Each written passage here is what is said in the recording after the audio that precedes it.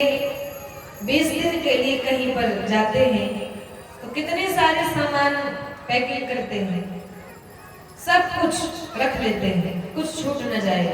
आवश्यकता की सारी चीजें साथ लेकर चलते हैं। और जो अंतिम यात्रा है, जो इस जीवन की यात्रा है, उसके लिए कुछ नहीं रखते। अरे ये जीवन, ये सांस गिन गिन कर मिले हैं, इसलिए जितना लेकर जाना तो कुछ है नहीं, जाएगा तो बस भगवान का नाम। इसलिए इतना नाम जपो, इतना नाम जपो कि फिर अंतिम यात्रा में कोई कठिनाई ही ना हो। तो प्यारे, ये कथा गंगा, ये सत्संग की धारा यहाँ तक आई है, तो इसमें डुबकी लगाने का सौभाग्य आप सबको मिल रहा है। और कोई भी, जो भी हो, पशु पक्षी मनुष्य की बात क्या कहें, कोई भी इसमें आकर बैठ सकता है, कोई भी इसमें डुबकी लगा सकता है, कोई भी इस कथा गंगा में स्नान कर सकता है, अपने क्लेशों को दूर कर सकता है। बहे सत्संग का दरिया, नहा लो जिसका जी चाहे। बहे सत्संग का दरिया, नहा लो जिसका जी चाहे।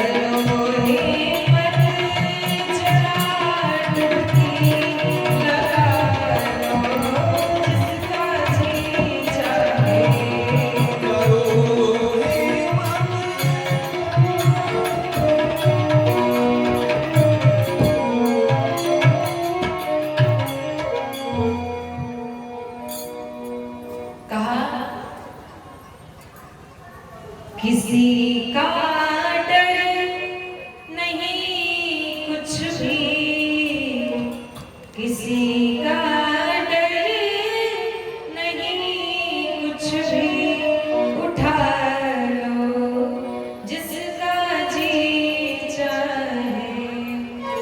इस सत्संग में आकर जिसको जो अच्छा लगे वो लेके जाए। अगर इस कथा से एक बात भी जीवन में उतार लिया, एक रत्न भी उठा लिया, तो महाराज जीवन में कभी क्लेश नहीं रहेगा, कभी अशांति नहीं रहेगी, हमेशा जीवन सुख में आनंद में बीतेगा और अंतिम यात्रा भी सुखद होगी। तो प्यारे,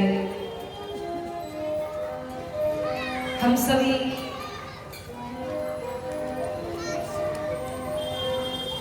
कल श्रवण किए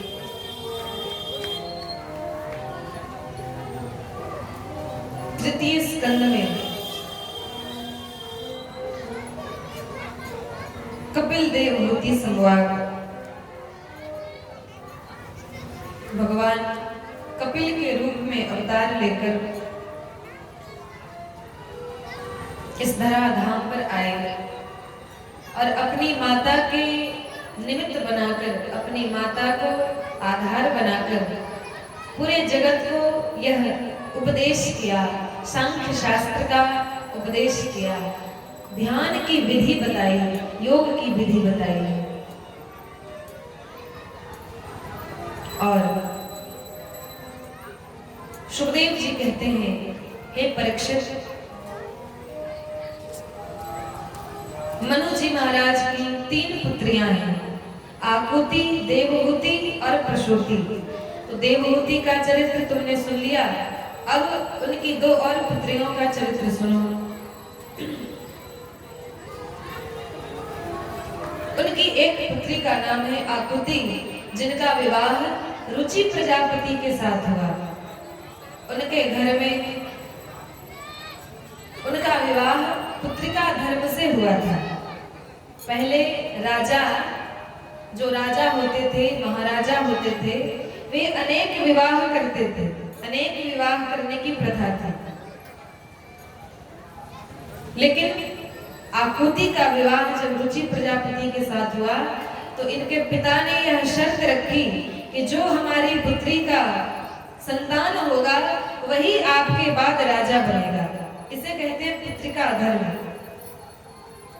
तो विवाह संपन्न हुआ और इनके घर भगवान यज्ञ नारायण के रूप में प्रकट हो गए और स्वयं भगवान यज्ञ नारायण के रूप में आए। दक्षिणा नाम की देवी से उनका विवाह हुआ। मनु जी महाराज की दूसरी पुत्री है प्रसूति। उनका विवाह रुचि प्रजापति के दक्ष प्रजापति के साथ हुआ। प्रसूति का विवाह दक्ष प्रजापति के साथ हुआ। दक्ष प्रजापति के अनेक 10,000 पुत्र थे और 10,000 पुत्रों को दक्ष ने कहा कि तुम सब जाकर सृष्टि के विस्तार के लिए तपस्या करो। तो वे सब छोटे छोटे बालक थे, जाने लगे। लेकिन बीच में नारद जी ने सबकी ऐसी मति भरमाई, ऐसा पाठ पढ़ाया कि सब साधु बन गए, सब सन्यासी बन गए और भगवान का भजन करने के लिए जंगलों में जाकर कहीं छिप गए और भगवान का भजन करने लगे। दक्ष को पता चला तो बहुत क्रोधित हुआ। पुनः 1000 पुत्रों को जन्म दिया। उन सब से कहा कि तुम सब जाकर सृष्टि के विस्तार के लिए तपस्या करो और सृष्टि के विस्तार में हमारी सहायता करो। लेकिन नारद जी ने उन सबको भी बाबा बना दिया, साधु बना दिया। तो दक्ष ने नारद जी को श्राप दे दिया, ऐ देव ऋषि, तुम अपना तो तुम्हारा घर है नहीं, कहीं तुम्हारा एक जगह ठिकाना नहीं है और दूसरे का घर भी बर्बाद करते हो। जाओ, मैं तुम्हें श्राप देता हूं, तुम एक घड़ी से ज्यादा कहीं भी टिक नहीं सकते। तो नारद जी कहीं एक जगह रहते नहीं, कभी कहाँ कभी कहाँ कभी कहाँ घूमते रहते हैं, भ्रमण करते रहते हैं। दक्ष ने ही श्राप दिया और तब दक्ष ने 60 कन्याओं को जन्म दिया, जिसमें से 13 कन्याएं कश्यप जी को ब्याही गई। कुछ कन्याओं का विवाह चंद्रमा के साथ हुआ और सबसे छोटी पुत्री उनकी थी जिनका नाम था सती। सती का विवाह शिवजी के साथ हुआ। और सुखदेव जी कहते हैं, परीक्षित, एक बार शिवजी के ससुराल में उनका अपमान हुआ देखकर सती जी ने कहा कि ये अपमान मैं सहन नहीं कर सकती, और उन्होंने यज्ञ अग्नि में ही अपने देह को भस्म कर लिया और उनका प्राणांत हो गया। परीक्षित जी ने कहा, महाराज, सती जी ने अपना देह क्यों जलाया, उन्होंने अपना शरीर क्यों भस्म किया? तब सुखदेव जी कहते हैं कि एक बार जब दक्ष को प्रजापति बनाया जा रहा था, तो किसी को यदि बड़ा पद दिया जाता है तो बड़े बड़े लोग आते हैं, उन्हें सम्मानित किया जाता है।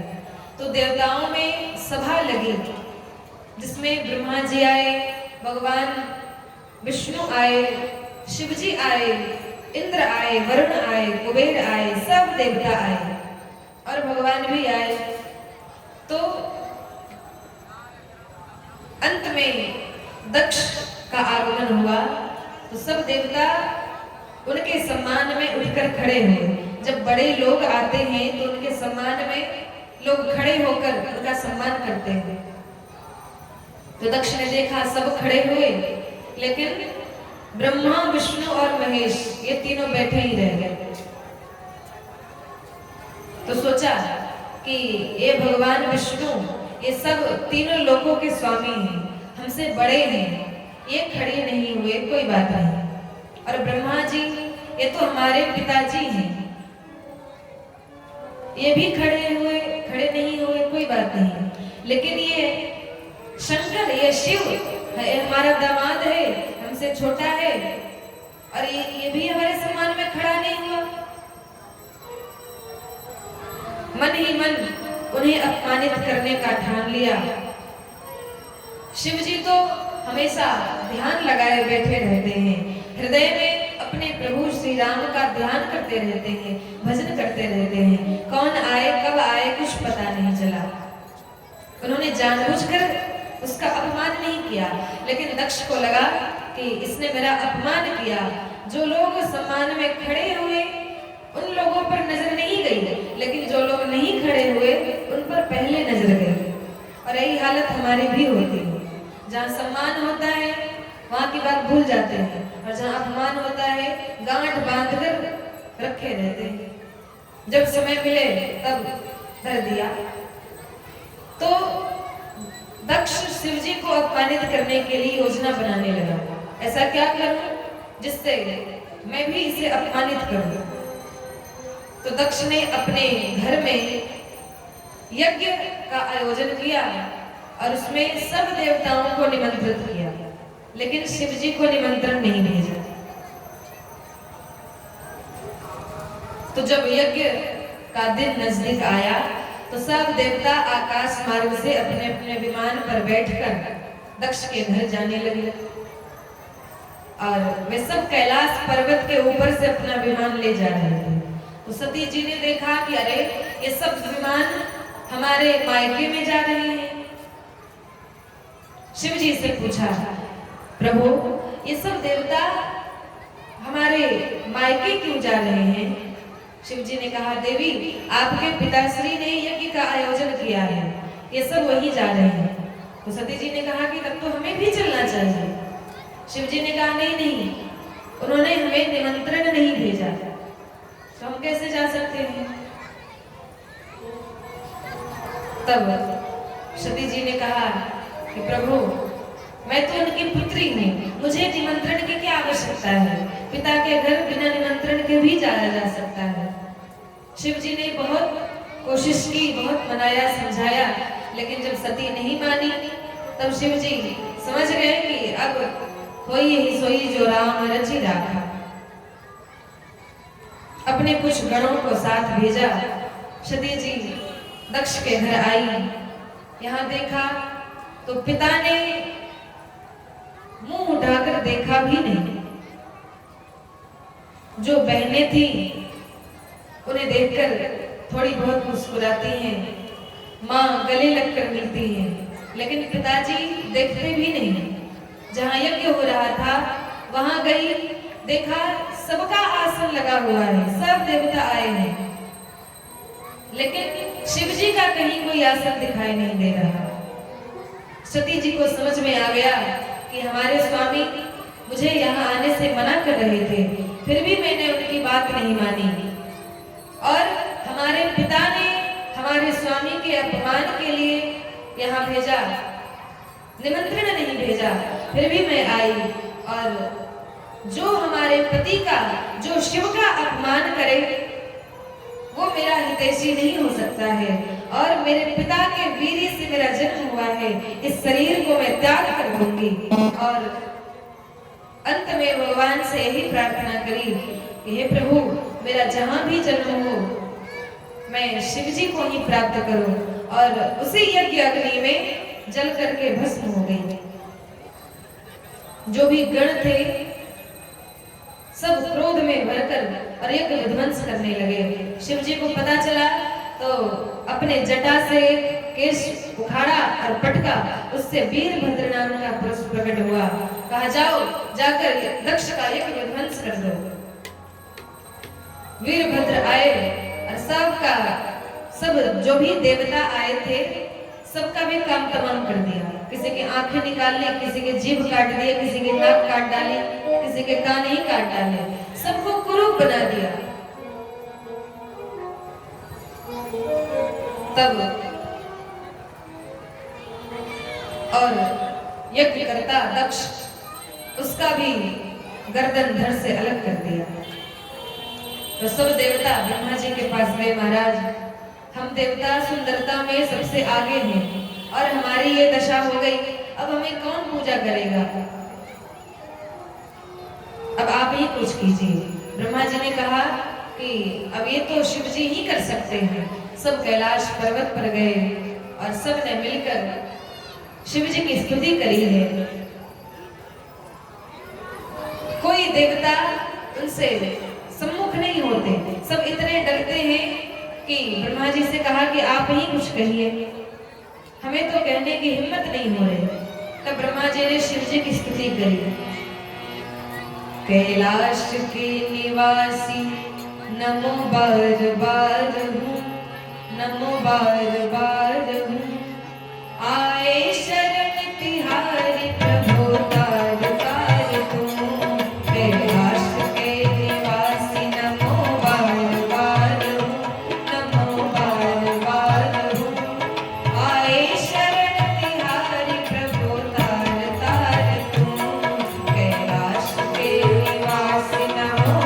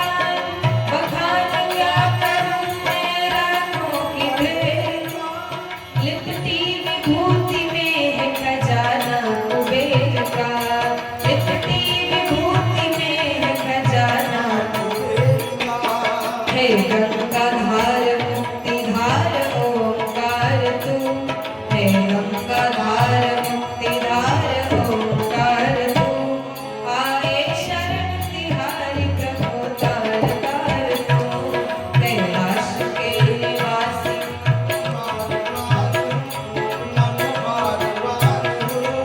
आए शरण तिहारी प्रभु तार तार तू, कैलाश के निवासी नमो बार बार, नमो बार बार, आए शरण तिहारी प्रभु तार तार तू।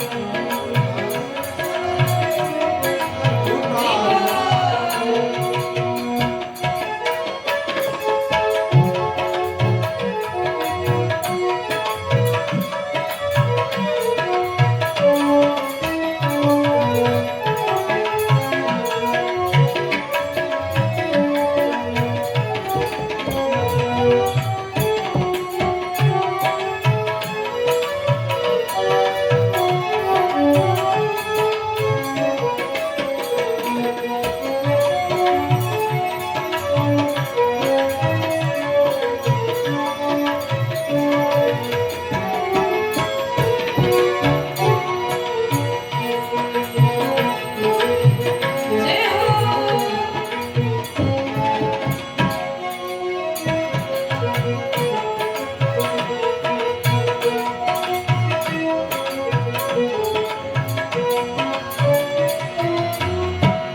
क्या क्या नहीं दिया है ये हम प्रमाण है, क्या क्या नहीं दिया है,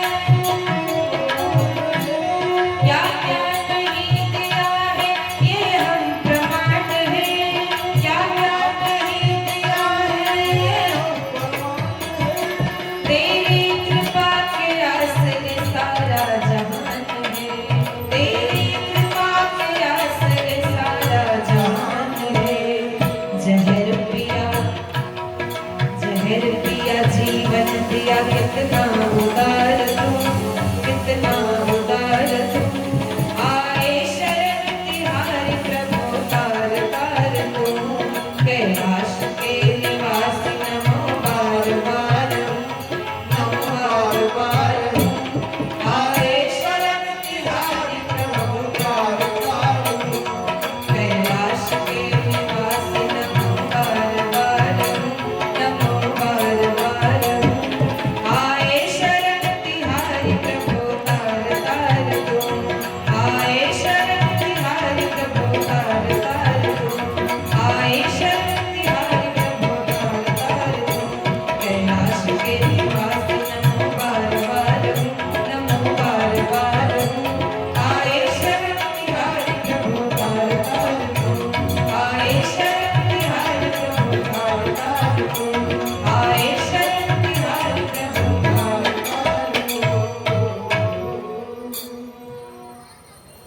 शिव जी की स्तुति करी, तब शिव जी ने सबको फिर से सुंदर बना दिया, और जो दक्ष का सर कटा हुआ था तो उसके जगह बकरे का सर जोड़ दिया, और बकरे की आवाज में जब दक्ष बोला तो शिव जी हंसने लगे।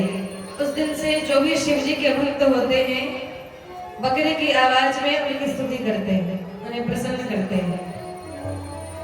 तो ये सती का चरित्र है। सुखदेव जी कहते हैं परीक्षित, ये प्रसूति के वंश का वर्णन है। अब मनु जी महाराज के 2 पुत्र हैं, अब उनकी कथा सुनो।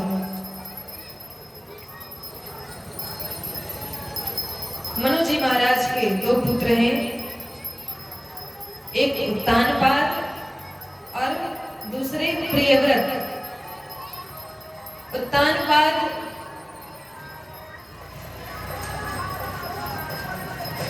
धर्मानुरागी है, सज्जन है, प्रजापालक है। इनकी 2 पत्नियां हैं। पहली पुत्री का नाम पत्नी का नाम है सुनीति और दूसरी पत्नी का नाम है सुरुचि। और इनके जैसे नाम वैसे गुण। सुनीति माने जो सुंदर नीति का आचरण करती हो, शास्त्र का कहा मानती हूँ वो सुनीति है। और सुरुचि माने रुचि अर्थात अपनी इच्छा से जो मन में आए, जो मुझे अच्छा लगे वो करती है, उनका नाम सुरुचि है। भगवान की कृपा से इन्हें एक पुत्र की प्राप्ति हुई और महाराज प्रियव्रत सुरुचि से प्रेम करते हैं। सुरुचि अत्यंत सुंदर है, तो प्रेम के वशीभूत होकर, प्रेम के वश में आकर महाराज उत्तानपाद ने अपनी पहली पत्नी का त्याग कर दिया और सुरुचि के साथ रहते हैं। लेकिन जिसका जैसा आचरण है, हमारा जो व्यवहार होता है, वही फल भी मिलता है। सुनीति का जो पुत्र है उनका नाम है ध्रुव और सुरुचि के पुत्र का नाम है उत्तम। तो सुनीति सुंदर नीति का आचरण करने वाली है, नीति के मार्ग पर चलने वाली है, शास्त्र का वचन मानने वाली है। जो शास्त्र का वचन मानता है, जो नीति का आचरण करता है, उसे ध्रुव पद की प्राप्ति होती है। ध्रुव माने अटल, दृढ़, जो अपने स्थान से च्युत ना हो, जो अपने पथ से भ्रष्ट ना हो, वही ध्रुव है। और सुरुचि के पुत्र का नाम है उत्तम, अर्थात जो हमें उत्तम लगे हम वही कार्य करें, चाहे वह कार्य बुरा हो या अच्छा, लेकिन हमें वह कार्य अच्छा लग रहा है, इसलिए उस कार्य को हम उत्तम की संज्ञा देते हैं। यही कार्य उत्तम है। रावण जब हनुमान जी महाराज लंका में गए, मेघनाथ ने ब्रह्मपाश में बांधकर उन्हें दरबार में ले गया। तो हनुमान जी ने रावण को समझाया, हे रावण, तुम विद्वान हो, तुम बलवान हो, तुम सामर्थ्यवान हो, लेकिन एक अपराध के कारण तुम्हारा सर्वनाश हो जाएगा। तुम अधर्म का साथ देते हो, तुम अधर्म का पालन करते हो। लेकिन रावण क्या कहता है? रावण जैसा दुराचारी, अनाचारी, भ्रष्टाचारी, रावण भी कहता है कि नहीं, मैं धर्म करता हूं, मैंने धर्म का पालन किया है। तो जो पाप करता है, अगर उसे यह पता चल जाए कि ये कर्म पाप कहलाता है, तो फिर पाप करेगा क्यों? उसे यह ज्ञान नहीं है कि ये कर्म बुरा है। लेकिन जिसे ज्ञान भी होता है और वो कार्य अच्छा लग रहा है, क्षणिक सुख के लिए वो पाप कर्म करता है, उसे ये उत्तम समझता है। तो सुरुचि के पुत्र का नाम है उत्तम और सुनीति के पुत्र का नाम है ध्रुव। दोनों बालक बड़े हुए 5 वर्ष के। एक दिन ध्रुव जी ने अपनी माँ से कहा, माँ, सभी मित्र कहते हैं कि तुम्हारे पिता का क्या नाम है, तुम्हारे पिता कौन है? माँ, ये पिता क्या होता है, हमारे पिता कौन है? तब सुनीति ने कहा कि आखिर एक न एक दिन तो यह सत्य सामने आना ही है। कहा, हे पुत्र, जो राजमहल में राजा रहते हैं वही तुम्हारे पिता हैं। तब ध्रुव जी महाराज एक दिन खेलते खेलते राज दरबार में गए और राजा सिंहासन पर बैठे थे। ज्यों ही गोद में चढ़े, गोद में बैठे कि उनकी दूसरी पत्नी सुरुचि आ गई और उसने ध्रुव को वहां से उतार कर नीचे गिरा दिया। कहा, अरे ध्रुव, तू अपने पिता के गोद में बैठने लायक अभी नहीं है।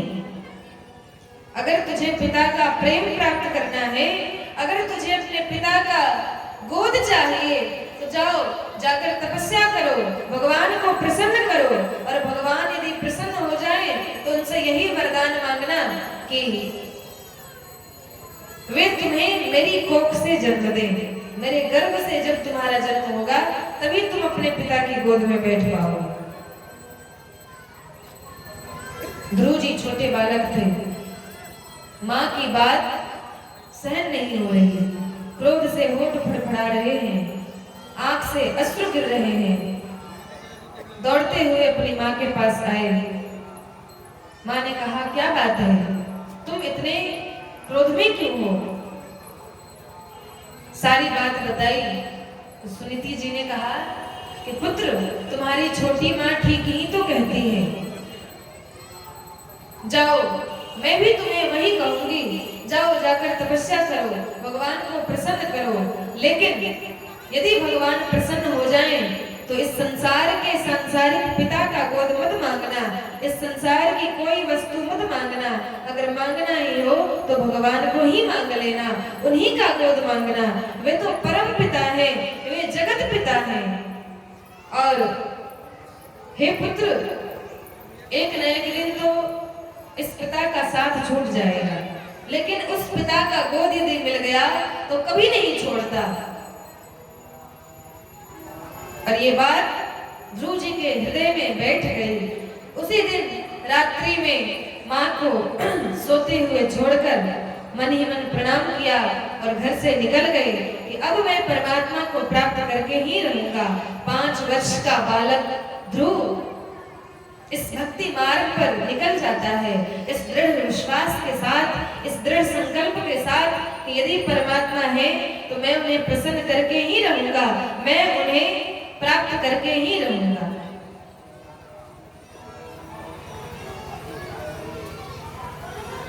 तो प्यारे, भगवान भक्त वत्सल है।